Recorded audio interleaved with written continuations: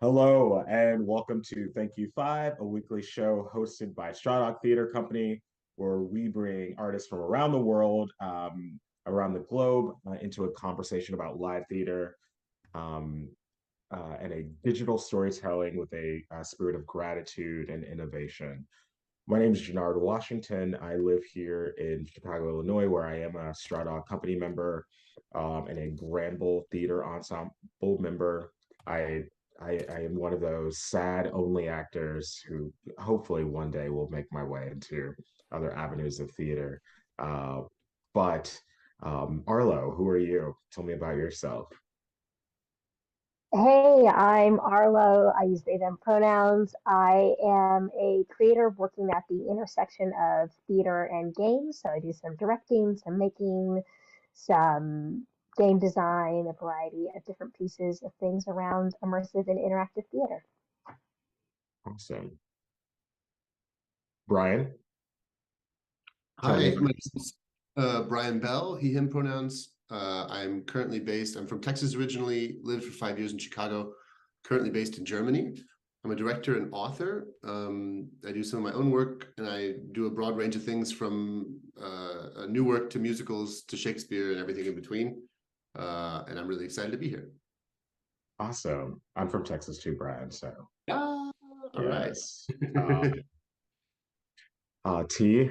Hey, my name is Tláloc López-Waterman. You'll hear me referred to as T because my name is super hard to pronounce. And I am a theatrical designer. I design projections and lighting first, then projections, sometimes scenic. And I've been involved in a lot of different parts and types of theater, and I work a lot in opera right now, but I've done straight plays and musicals as well as devised work, and I kind of have a love for all of it in different ways, and I'm happy to be here to discuss. Awesome. And Kyle. Oh, this is the fun part of setting up the show. Is there I am. Uh, now you all can see me. Hi, welcome. I'm Kyle. He, him pronouns, and I'm a theater artist since I was 6 years old and did a play at the local church. And I've been doing all kinds of various theatrical performances. Since then, I was an actor, director, producer, sound designer, uh, video projections. I've done a little bit of everything. Currently, bringing this show to the world as best as I can, and excited to chat with you all. Awesome. So Well, let thank me know. you everyone for being here. Our first question that we tend to ask everybody who's ever been on the show that we spend the first segment talking about is what is theater to you? Um, I right now I think for me I'm gonna kind of zoom it into what I think it is personally as opposed to as a concept, but it's a place where I found that once I entered into it, I learned about how big the world is, how differently people can tend to, how people can operate differently than I do. And seeing that as a performer or as another gifted performer, making reasonable choices, even though I may not agree with whatever they're going after. Um, it's also a way that I was able to see how everything isn't about me. It's a collaborative, art form.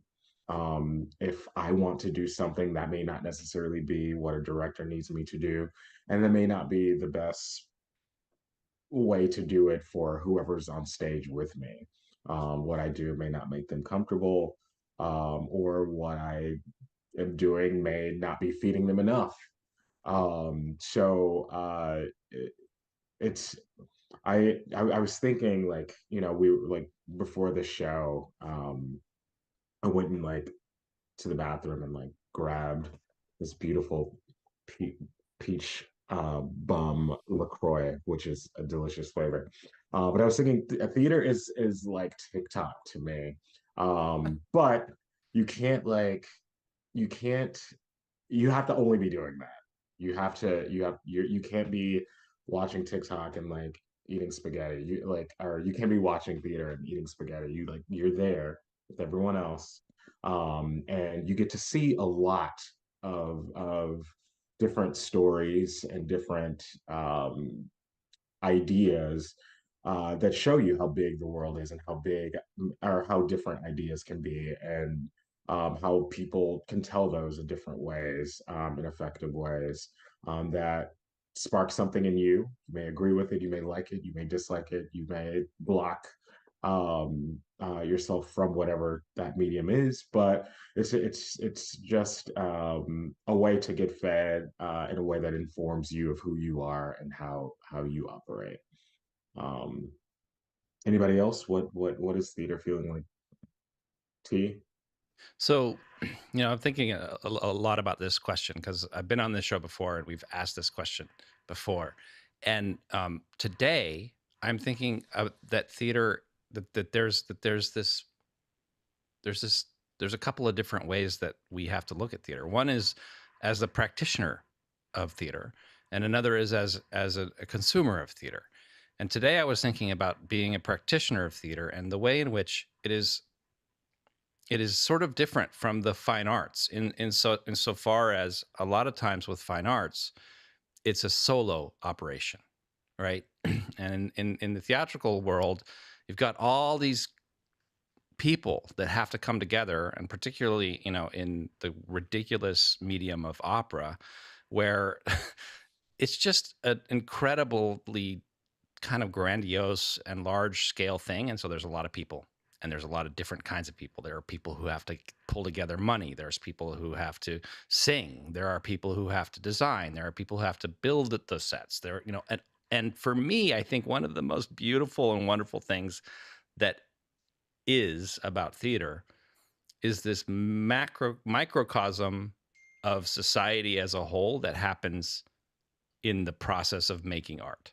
You've got somebody who is like myself. I just can't even imagine myself on stage. And I even get stage fright at the tech table, but it's a particular cog in that we slot into the wheel of this tiny society that is making a particular show. And I find that to be probably my number one most favorite thing about it because of who I am and how I grew up. My dad thinks a lot about how people think. And so he talked to me about that for many, many, many years of my life. And so I find it to almost be like watching society, but by being part of it and being able to work at making something, and sometimes for good and sometimes for bad, and depending on what comes out of it, is kind of irrelevant. To me, it's almost like that final dress is the most important thing, which is weird, I know, but but I really love the machine that it's almost like a watch.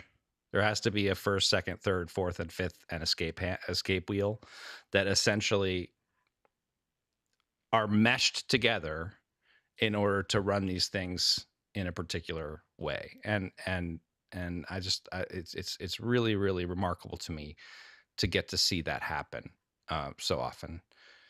So awesome. Brian, do you have any feelings about theater? Oh yeah. I think it resonates definitely with me, what you guys are saying so far, this idea of community and the idea of something bigger than yourself, and definitely the little village of people that come together, and all the personalities from a director's perspective, all the personalities that have to be managed. We could talk for more than 45 minutes just about that. Yeah, I was thinking about this, and I wanted to kind of come in with three, sort of three aspects that I think are really important that make theater what it is, and I'm going to say maybe provocatively what it should be, just to maybe kind of push the conversation and sharpen it in a way. So I think it's a performance that is singular, so it only happens once. It's witnessed, yeah, and that's where I'm gonna sort of take exception to what Tláloc was saying just now about the final dress. I understand the vibe, what you're talking about, but to me that it hasn't happened until the audience comes. And three, it's vertical, and what I mean by that is something that M. Bogart talks about in some of her books about the difference between a horizontal art form and a vertical art form. And vertical in the sense of we have a fly space and we're using poetic language, and what we do is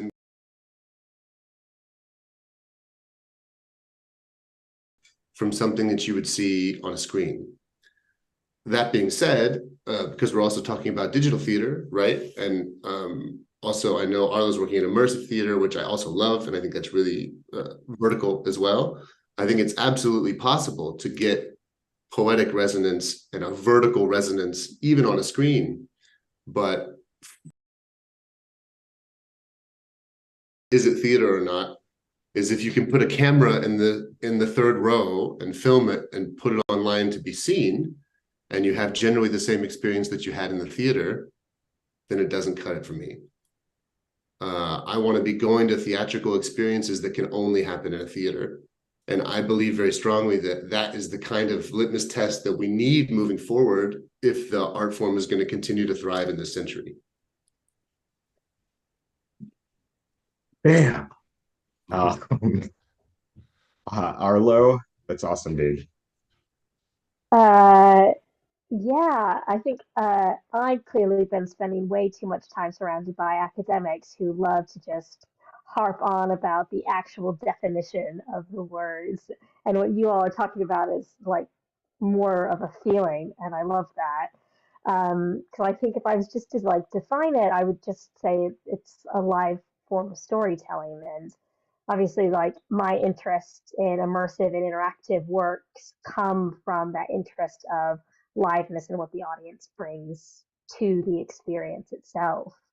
Um, yeah, and that's a quite particular interest because I came from like more traditional theater. I trained as a musical theater director. Like I've done all of that. And it's still like really interesting, and there's absolutely space for all types of theater. I wouldn't ever say like, oh, something can't be theater because it doesn't X, Y, and Z. I think if that's a helpful term to use to describe your work, magical, wonderful. For me, what I love about theater, the value for me is the liveness, the being in the room together, sharing this experience, and it being something that someone afterwards might go, I don't know how to describe it. You just had to be there. Uh, that's what I find exciting. I the more and more we talk about like the village that comes to see this show, or like, Brian, you brought up the necessity of an audience. And Arlo, the you had to have been there. Like as a performer, it just I'll say most recently, I did a show where I was playing a cult leader, um, that did a lot of audience address. Um, and as an actor, as a human, there's no way in hell that I am going to feel buoyant or happy or light, carefree every single day of Johnard's life. I'm typically coming from work. I'm thinking about bills. I'm thinking about another audition that I have. Um, and there's something so incredible about like where that character went from that, like from the rehearsal space to that final dress, and then how the audience pushed me to where I needed to be for that character, and how, some audiences are like, yeah, give it to me, give it to me, give it to me. Some audiences are like, get away from me, I paid to watch, not to participate. how they inform everyone as a performer, how they informed each other. Like there would be nights where audiences were like, stay on this side, we want you to favor us over here, or like it there I don't sometimes I don't think audience members know how much it is they give and they feed a performance, or uh, the story, how they can push it, um, by giving off their energy alone, how they are a participant in the storytelling, in ways that you can't get if you were a camera on the third row. Like, I get that you're there, but I don't feel you breathing. I don't feel you laugh. I don't feel you scoff, at something. And as an actor, when you're on, you feel and you get all of that. I don't know. It's we when you're performing and when you're rehearsing, you think of, oh God, I gotta hit this mark. I gotta go to this light, blah blah blah, do this quick change. And then when the audience it's like an audience is like a part of that breath, that I'm just, I don't know, I'm really thankful that you all in different ways like brought that back to me. I'm gonna be the dissenting view, so to speak. We're Okay. all incredibly shocked, Kyle.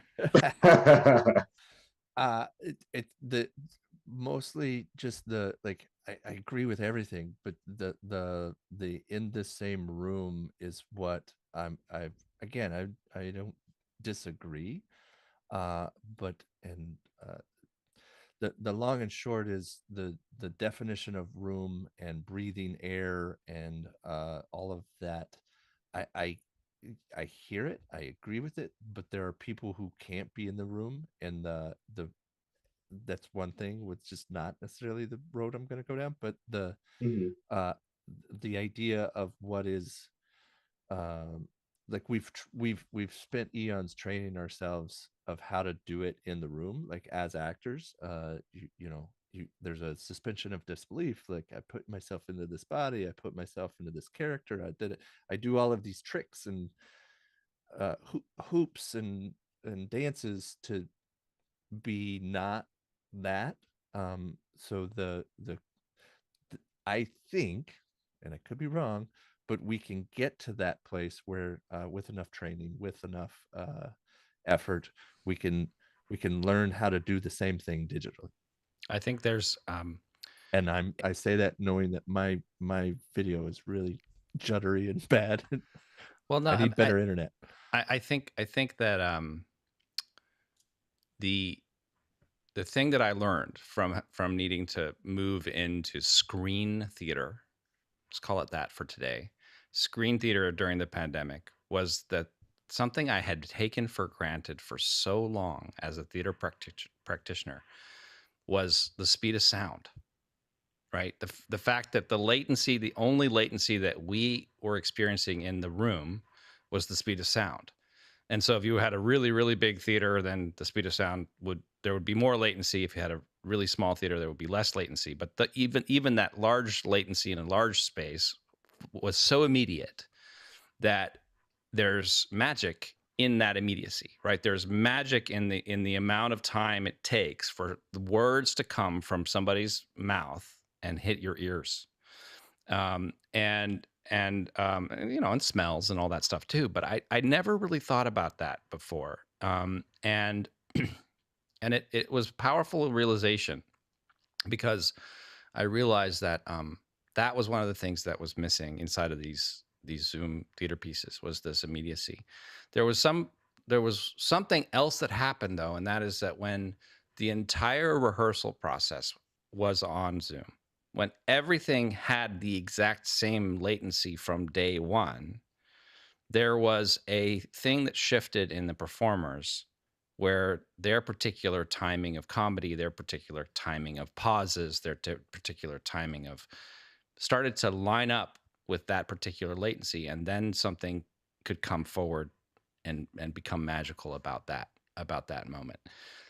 And so I've been thinking a lot about that, and I don't have an answer to whether or not that's something that we can that we can climb over. Probably it isn't, but it is something that I think is something that, like, I could conceive of doing a device piece where in the same room we somehow introduce some latency between two people that are standing next to each other. It might be kind of interesting, you know, like how do we play with this and think about this and put it into our consciousness in a way that was powerful for me during this pandemic time.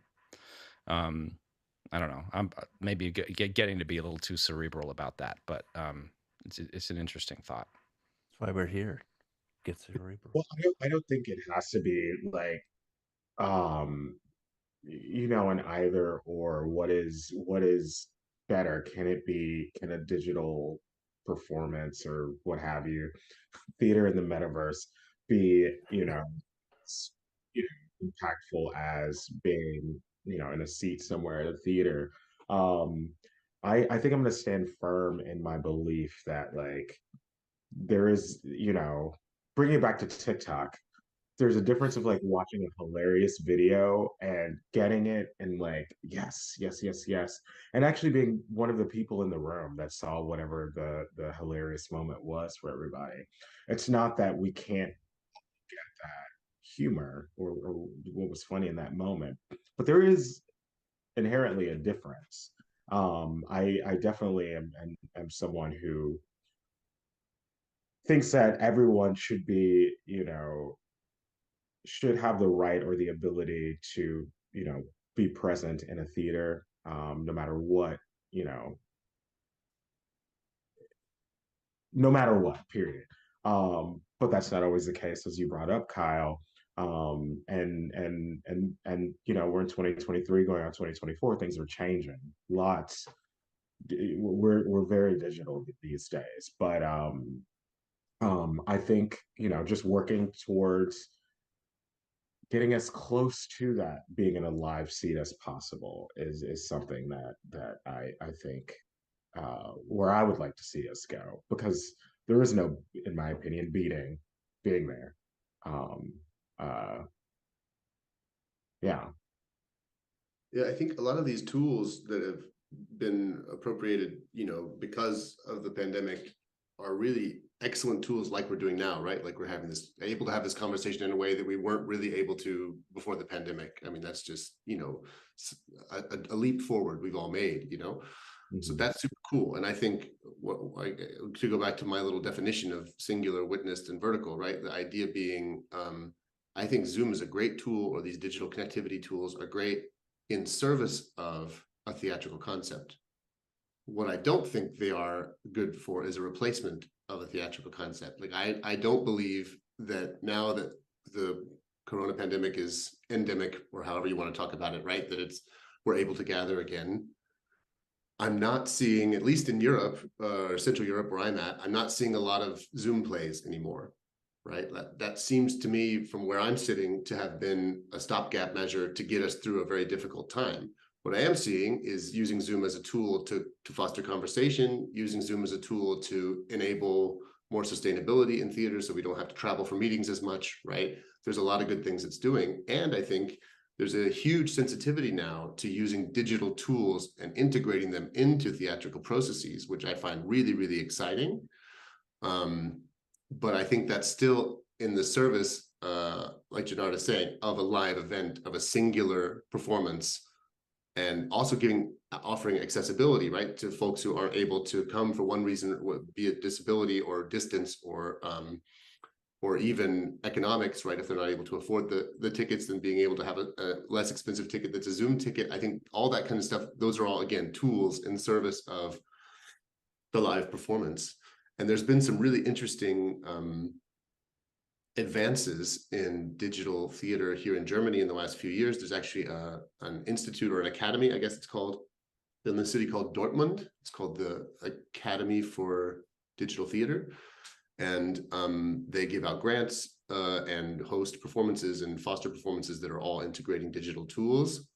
Just one example from the theater in Augsburg during the pandemic, I think it was, they bought 300 VR headsets and they did a production of Jacques Offenbach's Orpheus in the Underworld, the opera, or operetta, whatever, where the first act took place on stage, and the second act, the audience put on the VR goggles. Oh, And that's amazing. I and the love that. third act took place on stage again, right? Which I think is just Great. an excellent example of integrating digital tools into a singular witnessed vertical sort of performance. And then even taking it a step further, there was this, what's the video game? I have to think of it. Post-apocalyptic video game, open world. Last of Us? No, That's it's the only well, one I know. it's similar. Let's say it's I'll think of it in a second. Let's say it's like The Last of Us, right? And a group created a theater company inside the open world where they would all meet at the same place and rehearse Hamlet or whatever. And they actually they used some people as guards to like fend off the giant scorpions and stuff so that they could rehearse. Like 200 or 300 people come for every single performance. And they literally like rehearsed like a normal production and have people from all over the world witnessing their Shakespeare inside of this post-apocalyptic. So that kind of stuff I find also that could only happen there, right? And that probably wouldn't have happened without the pandemic. So there's really interesting things happening. And again, hopefully in service of these theatrical concepts. I taught a couple of lighting design classes, and over the course of since 2020, and one of the things that happened was that I wanted people to sketch, and there was a thing that happened in my upbringing, in my education, where they're like, you have to sketch with your hand. It's super important. Sketch with your hand. Sketch with your hand. Sketch with your hand, or draft with your hand first, and then learn how to do computer drafting, etc. Well, I didn't do that.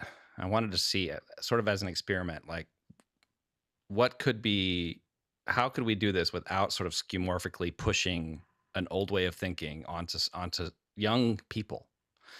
And one of the things that happened was 2 different students did lighting design sketches in a video game and showed it to me as a way of like thinking about a set or thinking about how a set would be lit. I think one was Roblox and the other one may have been a little more sophisticated. I think she designed something herself, which was like shocking. The second one though, I was really excited about because she showed this thing. Everybody got the concept really, really quickly. And I said, how long did this take you? And she got really embarrassed and she said 10 minutes. And I was like, perfect. That is great. That is what sketching is, right? And so, if you have that as something at the tip of your finger, you've got to allow yourself to use it, even though, some 44-year-old fuddy-duddy is telling you to sketch. It's like, and I think that, I don't know, that's probably a non sequitur, but it came up when I heard you talking about what you were talking about. That also makes me think like, speaking about your student, as like a lighting designer, does it impact you as a designer whether or not an audience member is sitting in an audience and seeing how it lights something up, or if they get it? Oh, it's so different because the eyeball is a much better camera than any camera. And so, the ability to work in those much finer ways that are for the most part completely run over by cameras. So despite the fact that it looked like Brian and I were disagreeing a little bit about or whatever, but I get what you're saying 100%. Like I love being in the room, but I also think I have, as a practice, wanted to make sure that I thought outside of that box a little bit, just to see where it could go, where it could lead me. By necessity during the pandemic, and now by sort of artistic practice after. Arlo, as somebody who like is very, from what I understand, in the graphic world or the design world, do you have anything to say?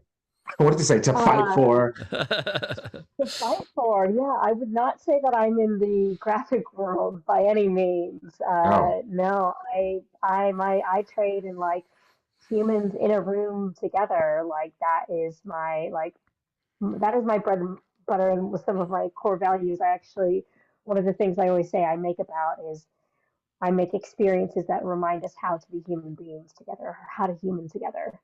Um, and that is my interest in interactive and immersive experiences. And when we were talking earlier about this idea of digital theater and things that worked and didn't work, I found when I was making things in a sort of digital sphere during lockdown times, that I was just approaching it like I would any sort of site specific theater piece. What are the superpowers of this space? What are the limitations of the space? How do we lift and celebrate them?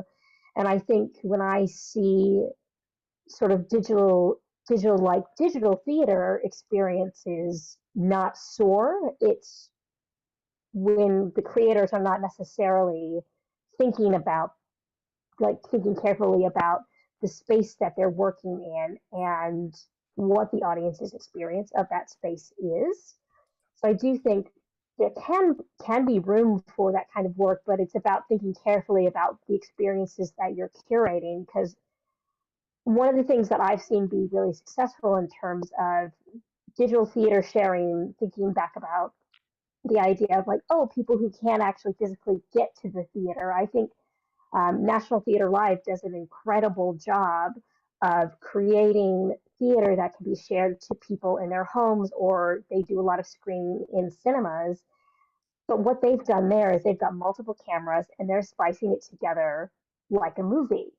They're doing they make sure they always have a live audience, and they always make sure it's a sold out audience. So you've got a great audience with great energy that are feeding those live actors who are used to, like you were saying, Johnard, like used to like working and feeding off of the audience. And so I've been to one of those filmings before, and it's a very exciting experience. And so you're getting incredible performances shot from multiple angles, but then cut together like a film, sort of borrowing in those film practices, because there's folks are going, oh, people are going to view this like a film. What can we borrow from that art form? So I think it's really just about like opening up our thinking and not saying like, oh, let's set a camera in the third row and tape it. Let's think carefully about how our audience is going to experience what we're creating. Yes, and there's some experimentation that we did during, I don't know if it was even really pandemic time anymore, but it was kind of as a result of to putting concert style performance inside of a stage, and then finding a place where a camera could be most audience like, having it be super high, having it be super high quality, sending it to theaters, but having the communication be bi-directional and as low latency as possible. And so there was, I mean, this was the kind of thing that cost money, right? So you have to like go out on a limb, and somebody did go out on this limb. And the kind of things you have to start thinking about is, where is the eye line so that it feels like you're actually talking directly back and forth? And so it was like, it was a musician, and he would play a set and then talk to the audience in the theater and have a conversation, and then kind of, and so I don't know if it worked. Probably kind of didn't, although the performer was pretty excited about it. And so I think that when we start to think like that, with some exciting things can happen. You know, like there's a sense of the kind of work that we do that that is super important. We don't do something that was already done, and we make something new, vibrant, impactful. I love the idea of vertical, because vertical, I think, can mean also like thinking about something in a deep way, and maybe understanding something more deeply when you leave than when you came. So, really thinking about a particular concept or a particular, even psychological exploration is vertical, right? I mean, and so, and I think that there's also ways that verticality of theater or theatrical performance or opera is problematic, is elitist, right? So, do you have to have the vertical already when you walk in the door? Which is something we deal with a lot in opera. Like, why do you have to have a dissertation to understand what you're looking at? That's not okay. And so, we fight with that a little bit.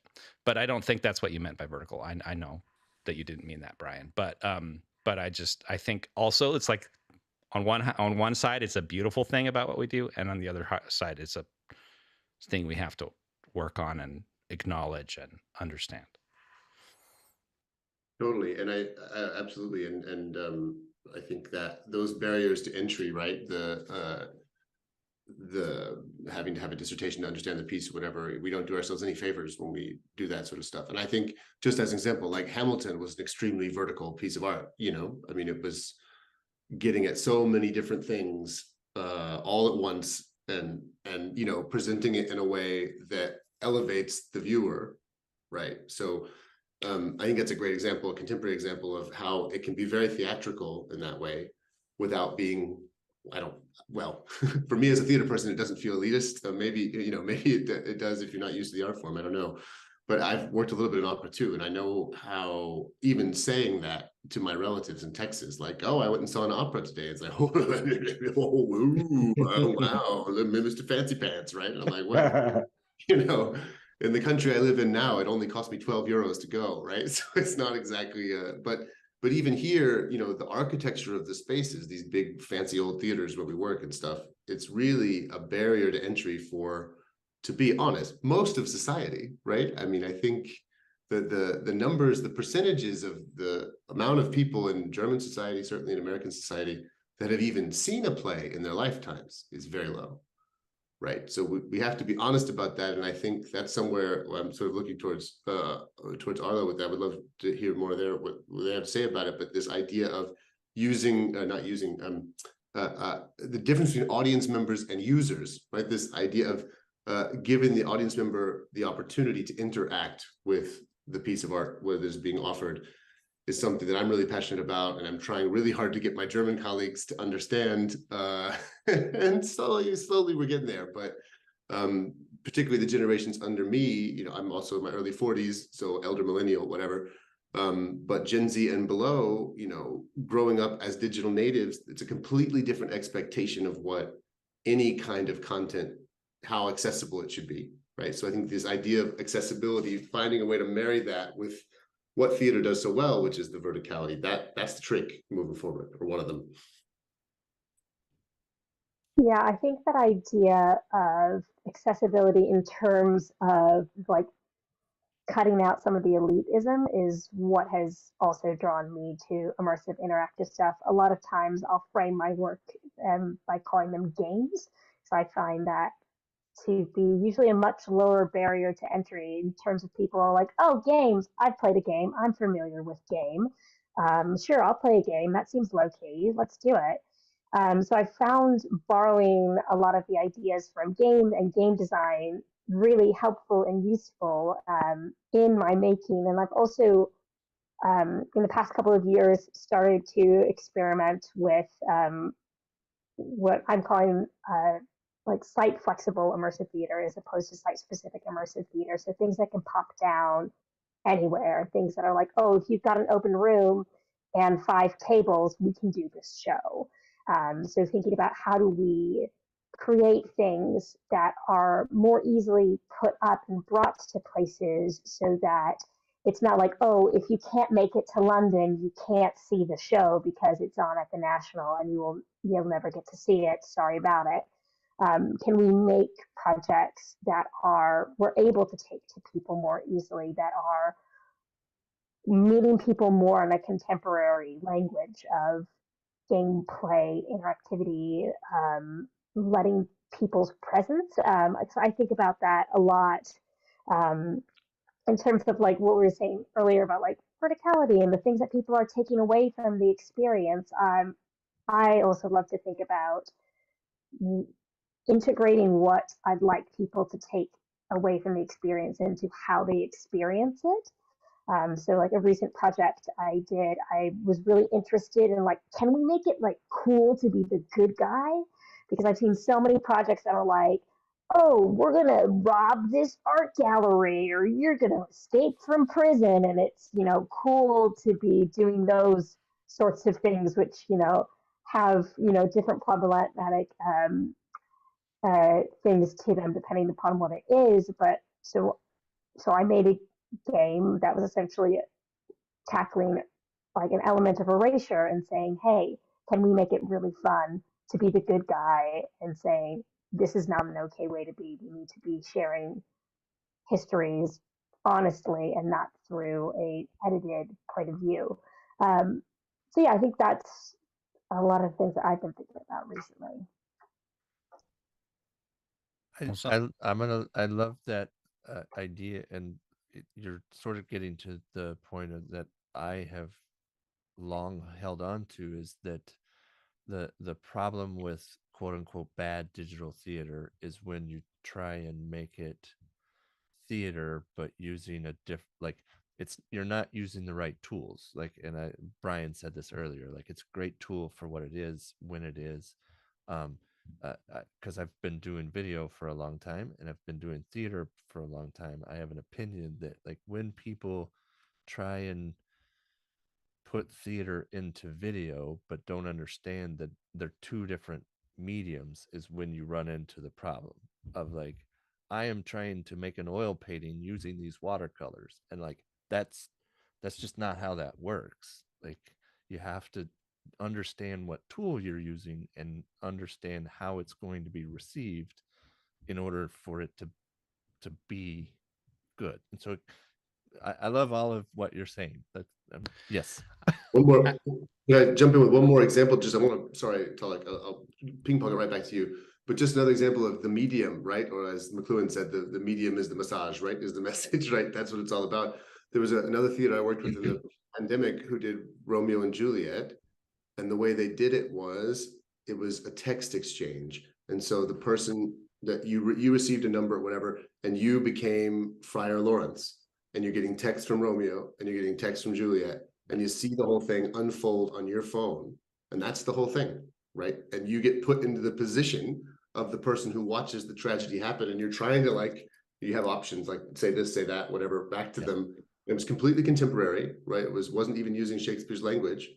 But it was just this idea of like, what would it have been like to be stuck in the middle of this thing? And then to me, that's using a really smart medium that everybody has in their pocket. It's a vertical thing because it's putting you in touch with the story in a way that you couldn't be otherwise.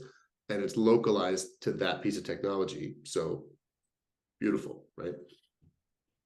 Something that has been coming into my head throughout this entire conversation is this idea, two different ideas of, sort of in the way we talk about dramaturgy, alienation, in terms of where we are as a viewer in the frame. Do we see the frame or not? Or do we get in, or is the frame behind us? And, that is the thing that is so problematic about the screen, because the screen, the screen or the video is already defining that too much. And so we don't get to, as theater practitioners, we don't get to break that down like we do in the room, if that's important to the piece or to the group. And I think we can though. I mean, that's sort of. I'm talking about as a start, right? As a start, and because it's very easy for us as theater practitioners to feel hemmed in by that square, we put that aside as something we can work on. Like it's not a possibility to work on it, so we're not going to work on it. So I think that if we end up in a situation where we have to make more of these kinds of pieces, that we should think about that. How is the experience of the person that's watching it Where are they in that continuum? It's a hard thing to fix. I also keep thinking about, and I'm almost done, but I also keep thinking about this theater troupe in Berlin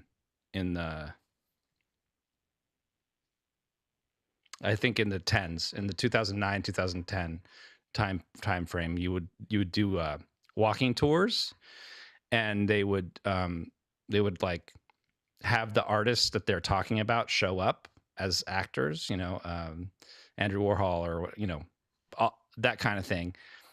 And I remember thinking that it was a little freaky sometimes, like, oh, here comes this weird person kind of rushing up to us. And is it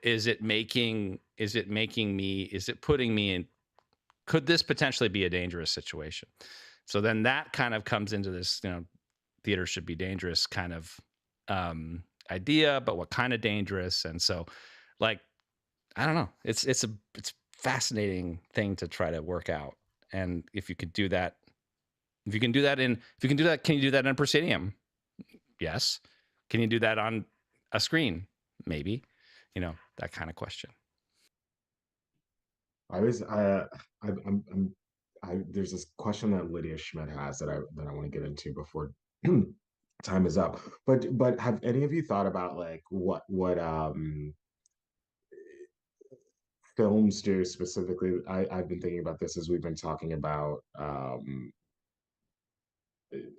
audience experience in that sort of space, like you would in a theater, where they use like a great sound machine, your chair may be rumbling, some sort of like sensory, like here's the smell of grass to sort of have you feel like you're in the meadow or what have you.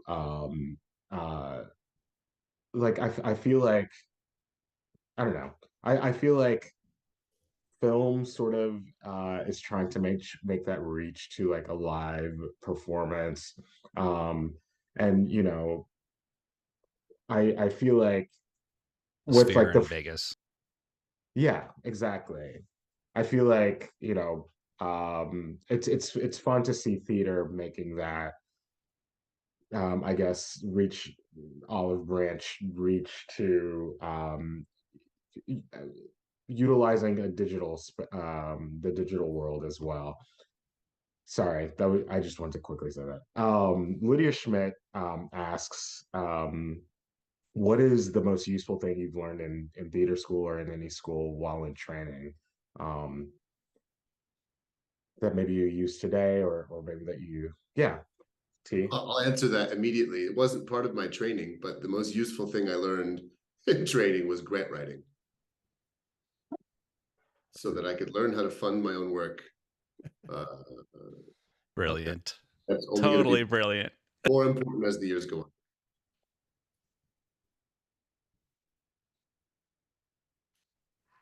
I think the thing that I learned that I found the most useful is I had an incredible costume design professor in my university, and she took us through this whole process of having shapes as metaphors, like what is an angry line look like, what does a soft line look like, all of this stuff. And I remember specifically designing costumes for this play, but everything was based on I think I picked like different candy bars. So like this character was a Twix, and I decided why they were Twix, and then designed their costume to sort of be reminiscent of that.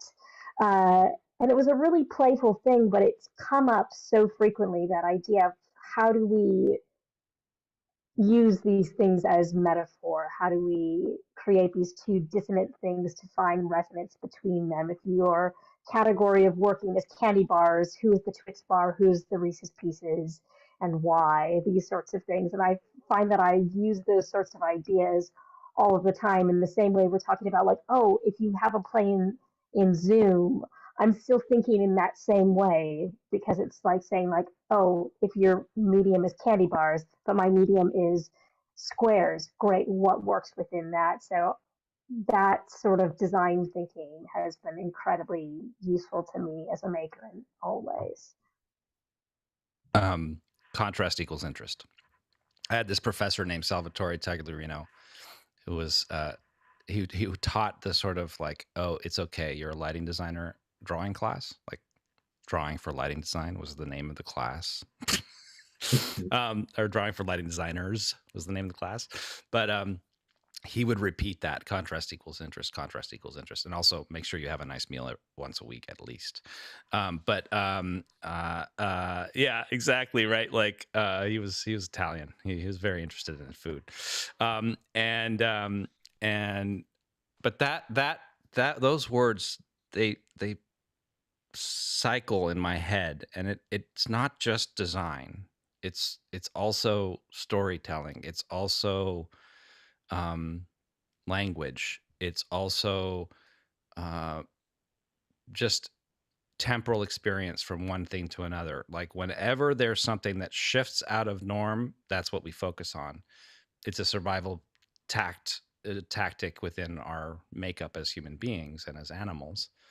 And so I think that was an incredibly powerful thing for me to learn. And we thought, because he would say these things kind of off the cuff, and then he would repeat them, and then by the 17th time he repeated them, you thought maybe it was kind of important to think about.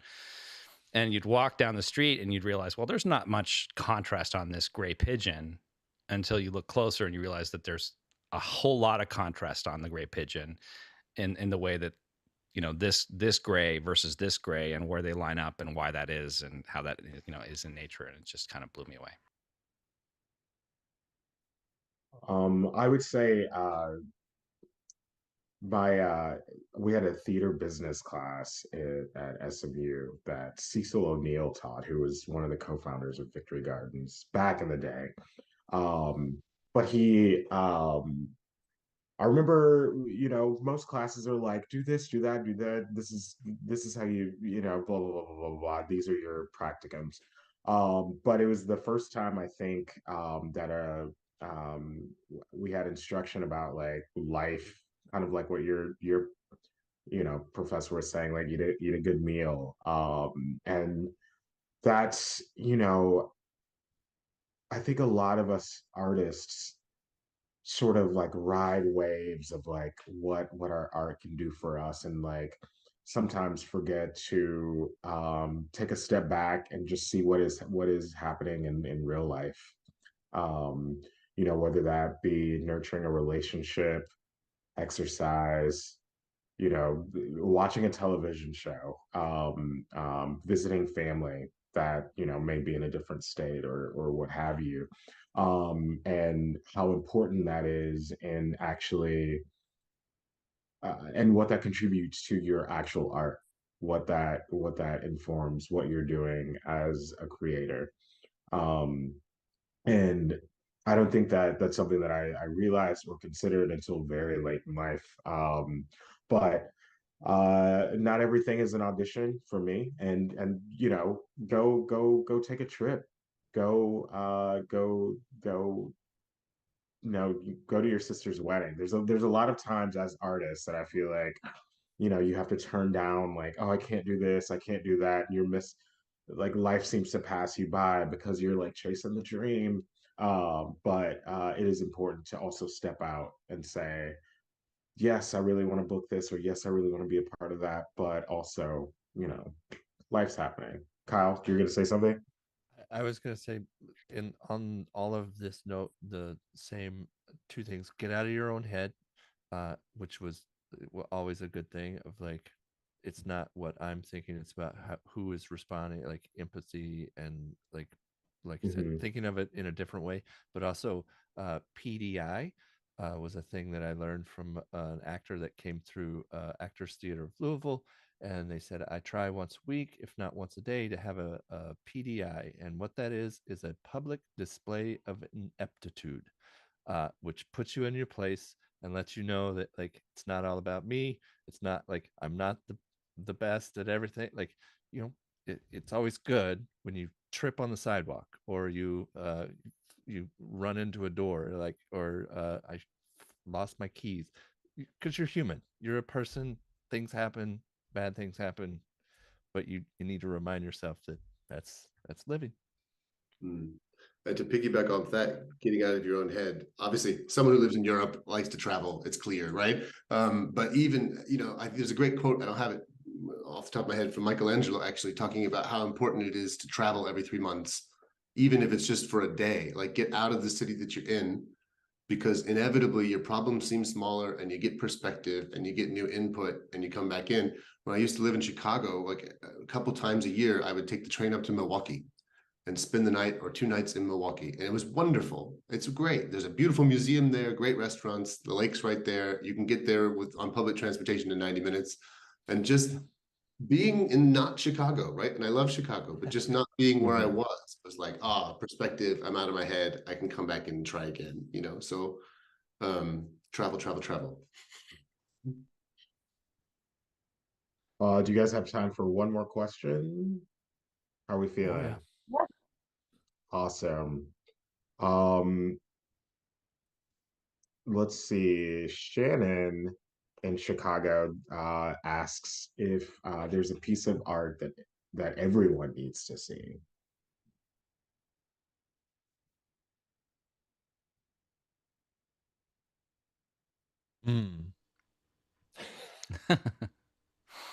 Cool question.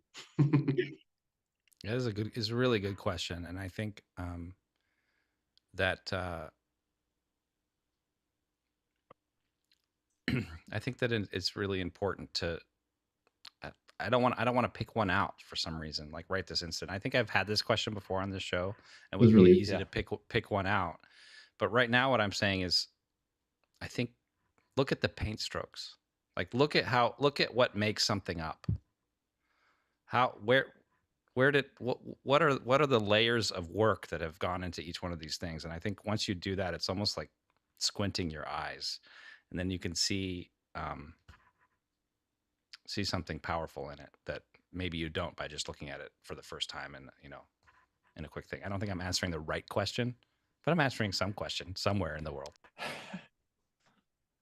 I was gonna say my way of turning that on its ear, so to speak, is everyone should make their own art and see that. That should be the art that everyone should see. Yeah, I'll try to turn it on its head too and say there's definitely a piece of art that everyone should see, and it's probably different for every person. And that's why it's really important to go to museums or galleries as often as you can.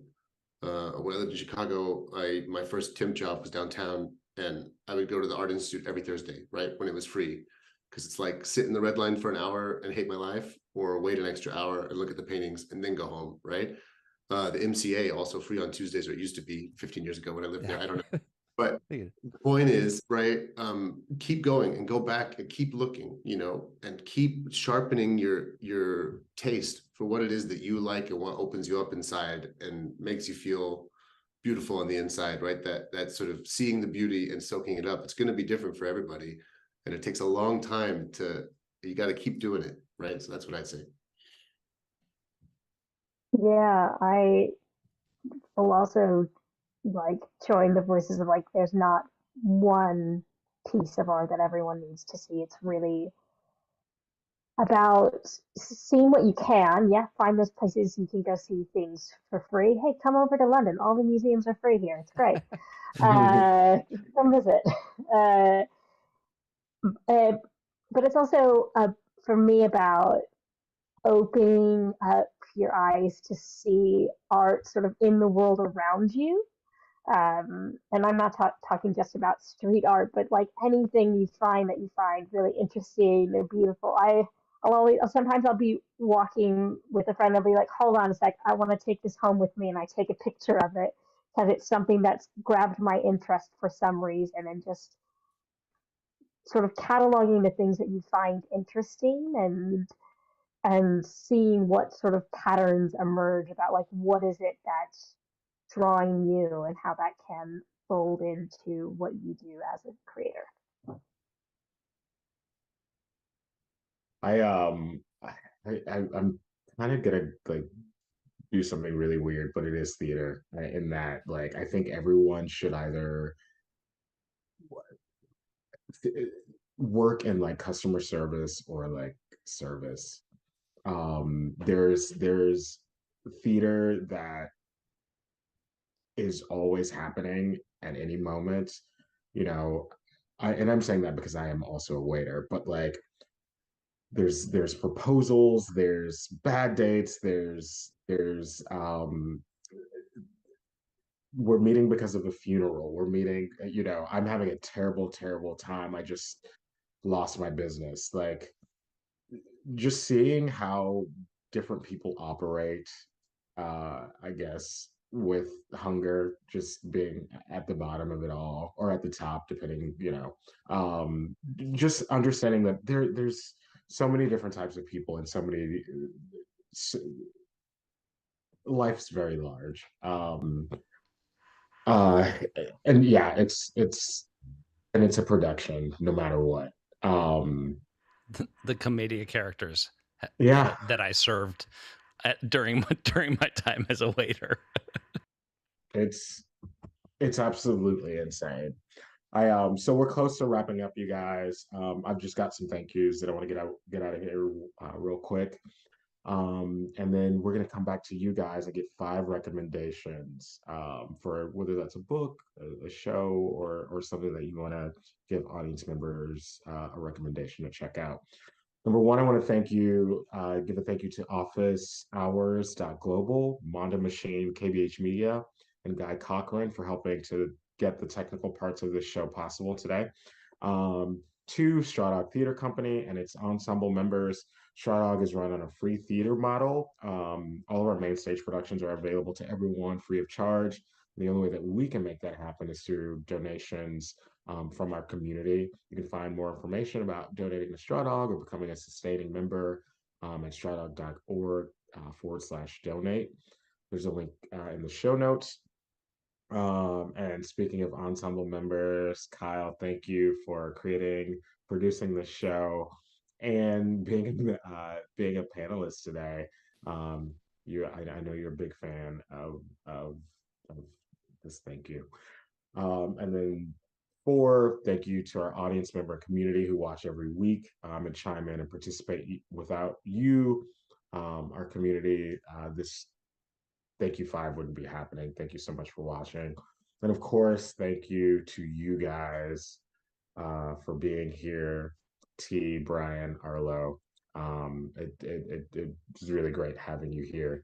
And with that, what do you recommend people watching or viewing to check out? What are you reading? What are you like watching or anything? So Yeah, go ahead. I'll just jump in because I always find this so hard because there's so much. But here's a couple of things. I'm reading a book right now which I really like, maybe selfishly because it's sort of the path that I've chosen. But it's called Range by David Epstein, and the subtitle is how generalists succeed in a specialized world, and it's all about how important it is to have a broad palette of interests, and how they all feed each other, and how, particularly as the world gets more digital and more artificially intelligized or whatever, how important it's going to be to have a broad range. That I would recommend. There's a playwright from Austria who I think everybody should know, and I think it's a shame that they don't. Her name is Elfriede Jelinek. She won the Nobel Prize in 2004 for literature, and she's sort of largely unknown outside of German-speaking Europe, which is crazy. Amazing plays. They're sort of like Charles Me. It's a big, giant block of text, and you have to kind of devise your own thing out of it. A play I would recommend of hers is called, in English, On the Royal Road, The Burger King, which is about Trump and right-wing radicalism generally, and it's funny and poignant and scary and linguistically unbelievable. So Elfriede Jelinek is a big recommendation. I love the podcast Revisionist History by Malcolm Gladwell, because it challenges me as a history nerd also to keep thinking and rethinking about this narrative or these narratives that we've been, that we've inherited or whatever. So that's something I would definitely recommend. Do I have time for more? What else would I recommend? I am trying to get clearer about my own aesthetic as a director. And as I do, it's it's become a wonderful blossoming into the comedic world and bolder, brighter theatricality. So two shows that I think on television at least make me really excited are Our Flag Means Death on Apple TV, which is about a very interesting group of pirates led by Taika Waititi, and everyone knows this one already, but Ted Lasso is gives me hope in this world. So those are my recommendations. I think I want to recommend two things. So I just recently did a world premiere of a new Frankenstein opera, and I recommend looking back at Frankenstein. And don't look at it in the way, don't try to take the glasses off of the Frankenstein that we think about when we think about Frankenstein in the popular culture, and realize that, you know, Mary Shelley was a luminary ahead of her time and dealt with a lot of personal hardship that is enveloped in this book. And it's a powerful story, and she's an incredible artist, and I think it should be revisited with fresh eyes. Also, the other thing I would recommend is, if you only speak one language, work on speaking even poorly another. Because remember, culture lives in language, and if you only have one language, you only understand one culture. Arlo, anything you recommend? Yeah, so I brought my one big recommendation that I recommend to everyone, which is The Art of Gathering by Priya Parker. This book is incredible, and she does just an impeccable job of framing how to think about how we bring people together and to the purpose to which we bring people together. So I would recommend this book to any maker of any kind. If you're bringing people together, read this book. Think carefully about why you bring people together and how you do it. Other things that I would recommend, all these posters behind me are from an artist called Andy J. Pizza, who does a delightful podcast called Creative Pep Talk. So if you're ever in the creative slumps and are feeling down and not sure where to go next, it's a good heart jolt to creativity for me. Just reminds me oh yeah, we can do this. This is great. So I think those would be my main things to recommend. I work with a company quite frequently called Coney. We've got some games in the pop-up playhouse if you want to do some little playful things. Check that out. But yeah, those are my recs.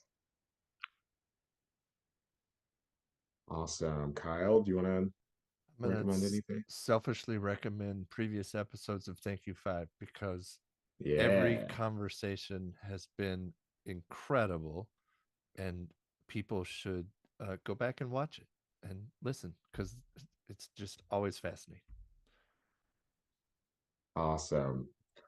Well, thanks everyone for being with us again today. And if we don't see you, enjoy your holidays that are coming up if you celebrate, and we'll see you next time.